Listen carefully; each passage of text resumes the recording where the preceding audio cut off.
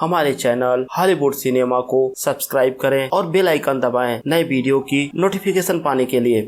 दोस्तों नमस्कार, आज मैं आप लोगों के लिए लाया हूँ एक कोर्ट रूम ड्रामा मूवी जिसका नाम है जॉली एलएलबी 3। ये मूवी जॉली एलएलबी सीरीज की तीसरी मूवी है। मूवी की शुरुआत सन 2011 के समय को दिखाते हुए होती है, जहां हम एक किसान और उसकी वाइफ को देखते हैं जो कोर्ट में जाते हैं क्योंकि वहां के जमींदार ने उनकी जमीन को हड़प लिया था। हालांकि जमींदार कोर्ट में बोलता है कि किसान ने उनसे कर्ज लिया था जो आज तक वापस नहीं किया, और वही जमींदार कोर्ट में कुछ पेपर भी दिखाता है और बताता है कि ये जमीन उसके नाम कर दी गई है। हालांकि किसान जज साहब के सामने गिड़गिड़ाता है और बोलता है इस सारे पेपर नकली हैं, अगर आप उससे जमीन छीन लेंगे तो फिर वो क्या करेगा। और साथ ही किसान कोर्ट में ये भी बोलता है कि उसका बेटा देश के लिए लड़ते हुए शहीद हो गया, तो कम से कम उसके साथ ऐसा अन्याय तो नहीं होना चाहिए। लेकिन जज अपना फैसला सुनाते हैं और वो जमीन उस जमींदार को दे देते हैं। हम देखते हैं किसान अब टूट चुका होता है, वो अपने घर आता है और रात में अपने बेटे को याद करता है। और हम देखते हैं रात में किसान चुपचाप गांव से बाहर जाता है और गांव के बाहर के तालाब में कूदकर अपने को खत्म कर लेता है। अब सीन शिफ्ट होता है और हमें कुछ साल बाद का समय दिखाया जाता है और जगह होती है नई दिल्ली कोर्ट की, और वहाँ पर एक केस की सुनवाई चल रही होती है। और अब एंट्री होती है यहाँ पर जॉली 2 यानी कि जगदेश्वर मिश्रा उर्फ अक्षय कुमार की। तो जॉली 2 अपने क्लाइंट का बेल कराने में सफल होता है, तो उसका क्लाइंट खुश होकर उसे पैसे देता है। और हम देखते हैं जब वो आदमी कोर्ट से बाहर निकलता है तभी वहाँ जॉली 1 आ जाते हैं, यानी कि जगदेश्वर त्यागी उर्फ अरशद वारसी। तो जॉली 1 उस आदमी से बोलते हैं कि उनका केस लड़ेंगे, लेकिन वो आदमी बोलता है उसकी तो जमानत हो चुकी है और उसकी जमानत जॉली ने कराई है। अब हम देखते हैं जॉली 1 जॉली 2 के ऑफिस के बाहर जाकर हंगामा करता है और उससे बोलता है किसने मेरा क्लाइंट चुराया है। अब हम देखते हैं दोनों जॉली आपस में लड़ने लगते हैं, तो कोर्ट के सारे वकील वहाँ पर इकट्ठा होते हैं और दोनों को समझाते हैं। फिर दोनों पैसे को आधा आधा बांट लेते हैं। अब हम देखते हैं जॉली 1 शाम को अपनी वाइफ से मिलने एनजीओ में जाता है क्योंकि उसकी वाइफ एक एनजीओ के लिए काम करती है। तो देखता है वहाँ पर कुछ किसान आए हुए थे, तो वहीं पर एनजीओ में काम करने वाली एक औरत जॉली 1 को बताती है कि एक किसान बहुत दूर राजस्थान से आए हुए हैं और वहाँ पर एक कंपनी ने इनकी जमीनें ले ली एक प्रोजेक्ट के लिए, लेकिन उनका मुआवजा अभी तक नहीं मिला। तो मैं चाहती हूँ तुम उनकी तरफ से एक याचिका कोर्ट में दायर करो। लेकिन जॉली तो एक लालची इंसान था, तो किसी का केस फ्री में कैसे लड़ सकता। तो बोलता है कि देखो मेरे पास अभी बहुत काम है, तो मैं इनका केस नहीं ले सकता। तो औरत जॉली से बोलती है क्या तुम मेरे लिए भी एक केस नहीं लड़ना चाहोगे। तो जॉली कुछ सोचता है और फिर बोलता है कि ठीक है, कल सुबह 10 बजे उन 40 लोगों को कोर्ट में भेज देना और उनको बोलना वो किसी और वकील से बात ना करें, सीधे आकर मुझसे मिले। अब सीन शिफ्ट होता है और हम देखते हैं दूसरे दिन वो 40 किसान कोर्ट में पहुँचते हैं और जॉली 2 से मिलते हैं और उसको बताते हैं कि वो लोग यहाँ पर एक याचिका दायर करना चाहते हैं। तो जॉली 2 उन 40 लोगों को देखकर खुश हो जाता है, लेकिन जॉली 1 यही तो चाहता था कि ये लोग जॉली 2 से मिले और जॉली 2 को इनका केस फ्री में लड़ना पड़े। अब हम देखते हैं जॉली 2 सबके लिए 100 रुपए का स्टैम्प पेपर खरीद के लाता है और उसके बाद जब पेपर रेडी हो जाते हैं तो सारे किसानों से बोलता है कि 500 रुपए एक एक किसान के लगेंगे जो कि उसकी फीस है। तो किसान बोलते हैं अरे साहब हमारे पास 500 रुपए होते तो हम राजस्थान से दिल्ली पैदल चलकर आते क्या। तो हम देखते हैं सारे किसान जो अपने साथ कुछ अपने खेत की सब्जियां लाए होते हैं वो ले जाकर जॉली को देते हैं, और वहीं जॉली 1 ये सब देखकर बहुत खुश हो रहा था क्योंकि उसने जानबूझकर जॉली 2 को फंसाया था। अब सीन शिफ्ट होता है और हम जानकी सोलंकी को देखते हैं। जानकी सोलंकी वही औरत है जिनके हस्बैंड ने राजस्थान के गांव में अपनी जमीन खो देने की वजह से वहां के तालाब में कूदकर अपने को खत्म कर लिया था। तो जानकी सोलंकी जॉली त्यागी की वाइफ संध्या त्यागी से मिलती हैं, जो कि एक एनजीओ में काम करती हैं। तो संध्या के कहने पर जॉली त्यागी को उनका केस लेना पड़ता है क्योंकि जॉली कोई भी काम फ्री में नहीं करना चाहता था, लेकिन जब उसकी वाइफ बोलती है तो केस लड़ने के लिए तैयार हो जाता है।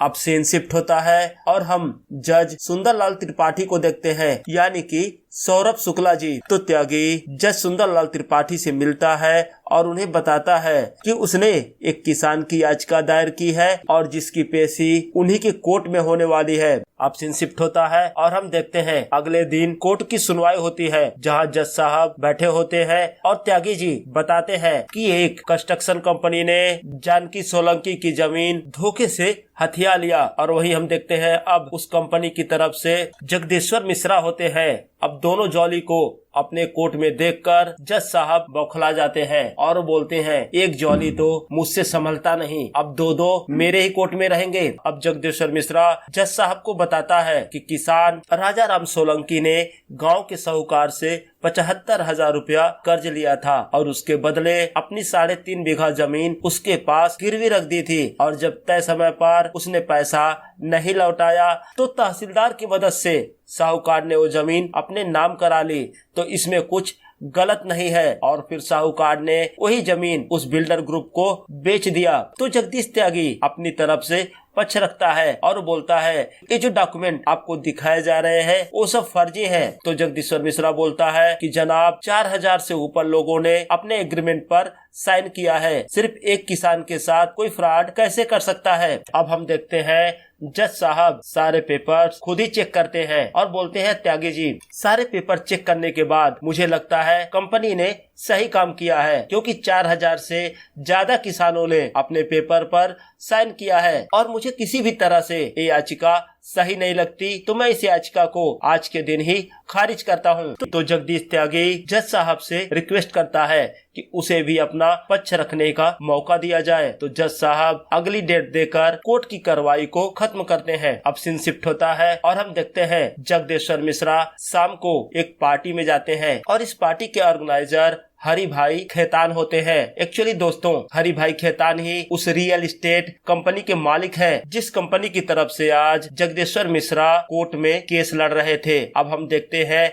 जगदीश्वर मिश्रा की मुलाकात खेतान जी से होती है। तो खेतान उनको बोलते हैं कि आज से आप सिर्फ मेरी कंपनी के लिए केस लड़ेंगे और इसके लिए आपको अच्छी सैलरी मिलती रहेगी। और मिश्रा जी ये सब बातें सुनकर खुश हो जाते हैं। अब सीन शिफ्ट होता है, हम देखते हैं कि जब जगदीश्वर मिश्रा अपने घर पहुंचते हैं तो उनके घर के बाहर जानकी सोलंकी वो किसान की वाइफ बैठी होती हैं। तो जगदीश्वर मिश्रा और उनकी वाइफ उनसे बोलते हैं कि अम्मा अपने घर चले जाओ, इतनी बड़ी कंपनी से आप नहीं लड़ सकती। तो जानकी सोलंकी बोलती हैं कि मैं घर किसके लिए वापस जाऊं, मेरे घर में तो कोई जिंदा बचा ही नहीं, सब मर गए। अब सीन शिफ्ट होकर पास्ट में चला जाता है और हम देखते हैं जब बिजनेसमैन खेतान राजस्थान के उस गांव में पहुंचता है तो उसे बताया जाता है कि वहां के किसान ने अपने आप को खत्म कर लिया। तो हम लोगों ने एक कहानी बना दी कि उस किसान की उसकी विधवा बहू के साथ संबंध थे और जब गांव वालों के सामने उस संबंध का खुलासा हुआ तो शर्म से उस किसान ने अपने आप को खत्म कर लिया। और हम देखते हैं इस घटना के कुछ दिन बाद उस किसान की बहू ने भी अपने आप को खत्म कर लिया।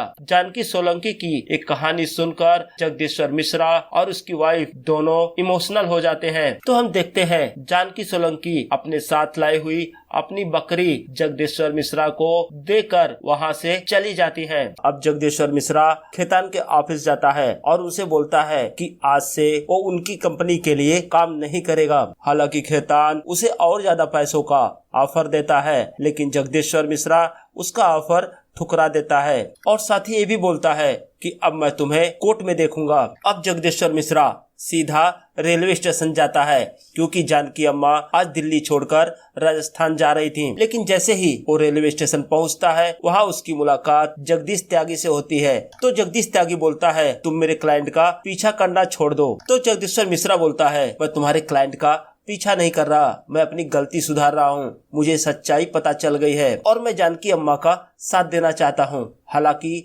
जगदीश त्यागी को जगदीश्वर मिश्रा पर 1% भी भरोसा नहीं था, लेकिन जानकी अम्मा उन दोनों को बोलती हैं कि अगर मेरा केस तुम्हें जीतना है तो तुम दोनों को आज से एक होना होगा और एक साथ मिलकर मेरा केस लड़ना होगा। अब सीन शिफ्ट होता है और हम देखते हैं आज खेतान अपने नए प्रोजेक्ट बीकानेर टू बोस्टन के लिए एक कार रेसिंग का प्रोग्राम रखता है और कार रेसिंग के द्वारा उन लोगों को बताना चाहता है कि ये प्रोजेक्ट कितना बड़ा है। लेकिन हम तभी देखते हैं दोनों जॉली कुछ किसानों के साथ कार रेसिंग के ट्रैक पर ऊंट लेकर आ जाते हैं और जिससे कार रेसिंग रुक जाती है और खेतान बहुत परेशान होता है। तो खेतान समझ जाता है कि अब इनसे लड़ना आसान नहीं होगा। इंडिया के सबसे पॉपुलर लॉयर विक्रम को कॉल करता है। अब विक्रम खेतान से मिलता है और उसको भरोसा दिलाता है कि वो आसानी से यह केस जीत जाएगा। अब सीन शिफ्ट होता है और हम देखते हैं विक्रम और जगदीश त्यागी आज कोर्ट में बहस कर रहे होते हैं। तो जगदीश त्यागी बोलता है कि सर यह एक केस की बात नहीं है, यहाँ 40 और किसानों ने ऐसे ही याचिका दायर की है। तो विक्रम बताता है कि सर इस प्रोजेक्ट के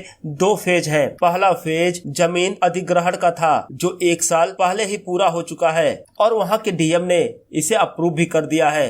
तो अगर इन लोगों को ऐसी कोई प्रॉब्लम थी तो आज तक कहाँ थे, इन्हें पहले ही कोर्ट में आना चाहिए था। और जज साहब को भी विक्रम की बातें सही लगती हैं, लेकिन वो आज फैसला नहीं सुनाते और बोलते हैं कि एक केस हाई कोर्ट के द्वारा हमें रिफर किया गया है, तो मुझे डिसीजन लेने से पहले अपने सीनियर से कुछ डिस्कशन करना होगा। तो इसलिए जज साहब उनको एक नई तारीख देते हैं। अब हम देखते हैं केस की सुनवाई के बाद जब जगदीश त्यागी बाहर आता है तो जगदीश्वर मिश्रा पर नाराज होता है। वो बोलता है कोर्ट की कार्रवाई के दौरान तू हंस रहा था। तो जगदीश्वर मिश्रा बोलता है तुम्हारी हरकतें ही ऐसी थी और तुम्हारी गलत बातों की वजह से देखो केस हाथ से निकल गया। अब वो दोनों आपस में लड़ने लगते हैं और फिर हाथापाई करने लगते हैं और उनको लड़ता देख वहाँ के लोग उनका वीडियो बनाते हैं और सोशल साइटों पर डाल देते हैं। और हम देखते हैं न्यूज चैनल में भी इन्हीं की बातें चल रही थी। अब दोनों की वाइफें इन दोनों को डांटती हैं और फिर हम देखते हैं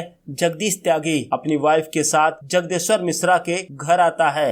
वो दोनों एक दूसरे को सॉरी बोलते हैं और डिसाइड करते हैं अब वो दोनों इस केस को मिलकर लड़ेंगे, एक साथ लड़ेंगे। अब सीन शिफ्ट होता है और हम देखते हैं बीकानेर के डीएम और खेतान के लोग गांव वालों को बोलते हैं गांव खाली करने के लिए, लेकिन गांव वाले अपना घर खाली करने से मना कर देते हैं। तो गांव वालों को सरकार की तरफ से एक नोटिस भेजा जाता है जिसमें बताया जाता है कि अगर उन्होंने 24 घंटे के अंदर गांव को खाली नहीं किया तो सरकार अपनी कार्रवाई करेगी। लेकिन वहीं हम दोनों जॉली को देखते हैं, वो गांव वालों को समझाते हैं कि आपकी गांव का केस अब कोर्ट में है और इस तरह से वो लोग गांव नहीं खाली करा सकते, लेकिन आपको कोई हिंसा नहीं करनी। जब वो लोग गांव खाली कराने के लिए आएंगे तो सब लोग अपना फोन ऑन करके वीडियो बनाना शुरू कर देना और वो वीडियो हम सोशल साइट पर अपडेट कर देंगे। और तब तक हम देखते हैं पुलिस की टीम एक जेसीबी लेकर वहां आ जाती है। गांव वाले शांति से विरोध करते हैं, लेकिन तभी एक आदमी गन लेकर आता है जो वहां के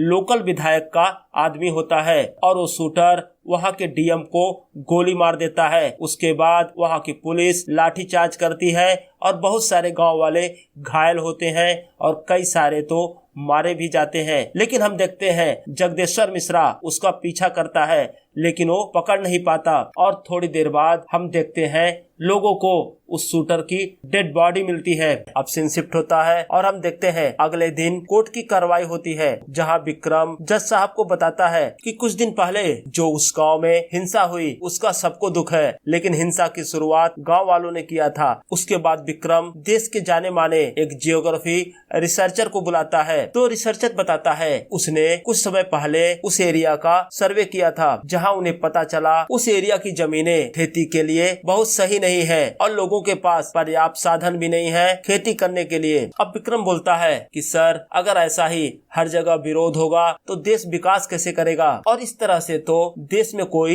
इंडस्ट्री नहीं लग पाएगी, ना कोई डेवलपमेंट हो पाएगा। और विक्रम जज साहब से बोलता है कि जब भी ऐसे डेवलपमेंट किए जाते हैं तो कुछ लोगों को सेक्रीफाई करना ही पड़ता है और यही तरीका है विकास करने का। और विक्रम ये भी बोलता है कि मेरे क्लाइंट ने उस रूरल एरिया में जाकर 1500 करोड़ इन्वेस्ट किए हैं जो उन्होंने अपने मेहनत से कमाए थे। अगर इसी तरह हर जगह विरोध हुआ तो कोई भी बिजनेसमैन इस तरह गांव में जाकर विकास करने की हिम्मत नहीं कर पाएगा और हमारे देश का एक ग्रामीण एरिया हमेशा ही पीछे रह जाएगा। अब बारी होती है जगदीश्वर मिश्रा के बोलने की, तो बोलता है कि जज साहब, ये जो रिसर्चर है हर उस स्टेट में जाकर रिसर्च करते हैं जहाँ पर भी खेतान का कोई प्रोजेक्ट लगने वाला होता है, और फिर वो गवर्नमेंट को बताते हैं वहाँ की कमियां, और यहाँ तक डॉक्टर देसाई गांव में रहने वाले हर घर की जानकारी इकट्ठा करते हैं कि किस घर में कितने लोग रहते हैं, उनकी आय क्या है और उनकी जरूरतें क्या है, और इस तरह ये सारी जानकारी लेकर अपने दोस्त खेतान को देते हैं। और उसके बाद खेतान के लोग हर किसान से उसी तरह से डील करते हैं। कुछ लोगों की जमीनें मजबूरी वश खरीदते हैं और कुछ लोगों को धमकाकर और फ्रॉड करके उनकी जमीनें हथिया लेते हैं। और यही हमारे क्लाइंट जानकी माता के भी साथ हुआ। जब उन्होंने अपनी जमीन इनको देने से मना कर दिया तो इन लोगों ने फर्जी डॉक्यूमेंट बनाकर उनकी जमीन हथिया ली। और तभी जगदीश्वर मिश्रा को एक कॉल आता है। तो जगदीश्वर मिश्रा जज साहब से बोलता है कि मेरे पास एक और गवाह है जो थोड़ी देर में मैं पेश करना चाहता हूँ। और फिर हम देखते हैं ये गवाह कोई और नहीं, बीकानेर का डीएम होता है, जिसे उस दिन गोली मारी गई थी। वो घायल होता है, लेकिन वो जज साहब को बताता है कि उस पर जो गोली चलाई गई वहाँ के लोकल विधायक ने चलवाई थी, ना कि गांव वालों ने। और ये भी बताता है कि वो खेतान के साथ मिलकर गांव के कुछ लोगों की जमीनें फर्जी पेपर बनाकर खेतान की कंपनी के नाम कर दिया था, और इसके लिए खेतान ने उसे रिश्वत भी दिया था। और वही कोर्ट में अब जगदीश त्यागी भी आ जाता है। वो जज साहब को बताता है कि और भी कई प्रोजेक्ट ऐसे रुके हुए हैं जहाँ कुछ लोग अपनी जमीनें देने से इनकार कर रहे हैं। उनमें से एक घर खुद खेतान का होता है। और वही दूसरे प्रोजेक्ट के बारे में बताता है जहाँ पर एक घर सरकारी प्रोजेक्ट के